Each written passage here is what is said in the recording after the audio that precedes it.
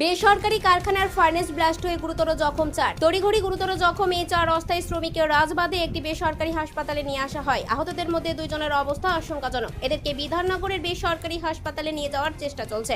শুক্রবার সকালে দুর্গাপুরের কাঁকসার বামনারা শিল্প তালুকে বেসরকারি এক কারখানার ভয়াবহ এই দুর্ঘটনা ঘটে। আমি এসে দেখলাম চারটা গাড়ি করে পরিমল ড্রাইভারকে নিয়ে গেল। দেখলাম গায়ের চামড়াগুলো ঝুলে গেছে। ও কিসের ড্রাইভার? ও crane driver, Jayshree crane driver, Jayshree কারের ক্রেন ড্রাইভার। এইটুকু আমি দেখলাম। মানে আপনি কোথায় ছিলেন? আমি তখন ডিউটি ঢুকছিলাম, তারপর গাড়ি করে নিয়ে গেলে গেটের সামনে দেখলাম। আচ্ছা, ভিতরে কি দেখলেন? ভিতরে যে দেখলাম ভাটি বাস্ট হয়েছে, হাত ভেঙে পড়ে গেছে, একটা ওয়াল পড়ে গেছে, এটুকু দেখলাম। আরও কয়েকজনকে স্কোয়ার চারটা গাড়ি করে নিয়ে যাওয়া হলো, 7-8 জনকে। এটুকু আমি দেখলাম, বাস আর কিছু। গুরুতর আহত? হ্যাঁ, ও আহত তো ভালোই, ওই যা গা জ্বলে গেছে না, ও আহত তো ভালোই, ভালোই চোট লেগেছে। আর একজন নাকি পড়ে গিয়ে পা ভেঙেছে, এটুকু আমি দেখলাম। ভাটি ব্লাস্ট হয়েছে কি? হ্যাঁ, ভাটি তো বাস্ট হয়েছে, ওয়াল পড়ে গেছে ভেঙে, হাত ভেঙে পড়ে গেছে। সেফটির কোনো ব্যবস্থা নেই এখানে? কোনো ব্যবস্থা নেই, তাদের কোনো ওয়ালে কোনো গার্ডের কোনো ব্যবস্থা নেই। এখন ব্যবস্থা কিছু দেখতে পাচ্ছি। এখানে আমি শ্রমিক, এখানে কাজ করি। আপনি এখানে শ্রমিক? হ্যাঁ, শ্রমিক। আচ্ছা, 22 মাস। হ্যাঁ, কি হচ্ছে?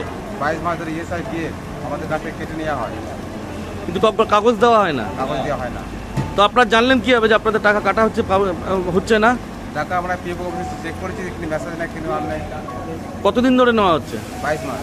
22 মাস ধরে, কিন্তু আপনাদের পেমেন্ট কিছু করা? পেমেন্ট ঠিকঠাক ঘন্টায় সময় হয় না। রাত্রে 8টার পর, 9টার পর, 10টা পর পেমেন্ট।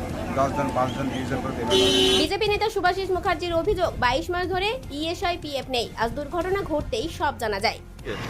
আমরা খবর পাই ভোর 6:20 নাগাদ জয়শ্রী ইস্পাত কারখানায় একটা ফাটি বাস্ট হয় এবং সেখানে 4 জন আমাদের লোকাল লোক যারা আশেপাশে গ্রামে থাকে তারা জখম হয় গুরুতরভাবে, তার মধ্যে 2 জন খুব সিরিয়াস।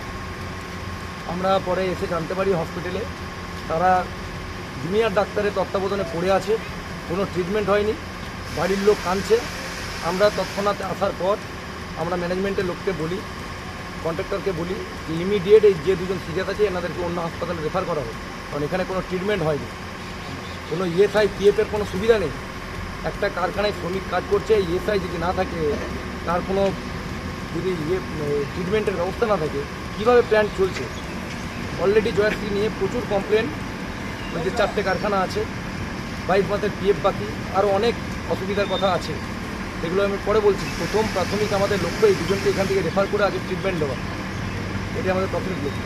অভিযোগ ঘুরিয়ে হলেও স্বীকার করে নিয়েছেন বেসরকারি কারখানার এক ঠিকাদার। लोग अभी ऐसे काम कर रहे हैं, खुद काम करते हैं। तो अभी कंपनी हम लोग एस आई पी एफ 1 महीना से बात हो रहा था कि एस आई पी एफ होगा, पहले आगे तो था नहीं, ये महीना ইএসআই পিএফ না থাকার বিষয়টি তার জানা নেই বলে জানিয়েছেন কারখানা কর্তৃপক্ষ।